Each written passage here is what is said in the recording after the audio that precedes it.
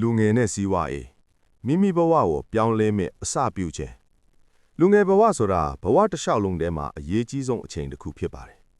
ဒီအချိန်ကာလမှာလူတစ်ယောက်ရဲ့အနာဂတ်ကိုဆုံးဖြတ်ပေးနိုင်တဲ့အလေးအကျင့်တွေအမြင်တွေဆုံးဖြတ်ချက်တွေကိုတည်ဆောက်နိုင်ပါတယ်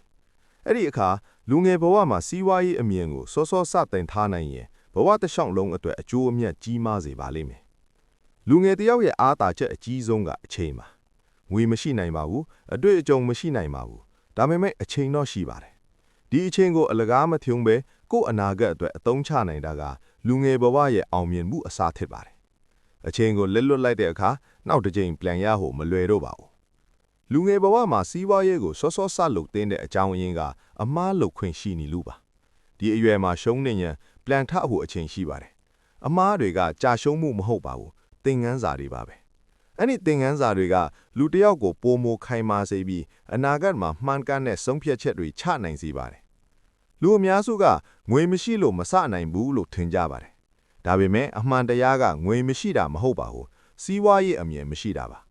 ယနေ့ခေတ်မှာဖုန်းတစ်လုံးနဲ့အင်တာနက်တစ်ခုပဲရှိရင်တော့ကိုယ့်ပိုင်စီးပွားရေးအမြင်ကိုစတင်နိုင်ပါတယ်အရေးကြီးဆုံးကစတင်ဖို့ဆုံးဖြတ်ချက်ချနိုင်ခြင်းပါတယ်စာမေးပွဲအောင်မြင်မှုကလူတစ်ယောက်ရဲ့ဉာဏ်ကြီးကိုပြသနိုင်ပေမဲ့ဘဝကိုသင်ပေးတာမဟုတ်ပါဘူးဘဝကိုတကယ်တမ်းသင်ပေးတာကအတွေ့အကြုံပါအတွေ့အကြုံတွေကလူတစ်ယောက်ကိုပြဿနာဖြေရှင်းနိုင်အောင်သင်ပေးတယ်ဆုံးဖြတ်ချက်ချနိုင်အောင်လေ့ကျင့်ပေးတယ်ခေါင်းဆောင်တစ်ယောက်ဖြစ်လာစေပါတယ်စင်ရဲခြင်းကအကယ်မဟုတ်ပါဘူးလူတိုင်းကအခြေအနေမတူညီကြပါဘူးဒါပေမဲ့ကိုယ့်ဘဝကိုပြောင်းလဲနိုင်တဲ့အခွင့်အရေးတွေကိုသိလျက်နဲ့လက်မလွတ်ပဲနေနေတာကပဲအမှန်တကယ်အပြစ်ဖြစ်ပါတယ်အခွင့်အရေးတွေဟာစောင့်လျင်မရောက်လာပါဘူးရှာဖွေပြီးဖမ်းယူမှရလာတာပါနောက်ဆုံးမှာသတိထားရမယ့်အချက်တစ်ခုက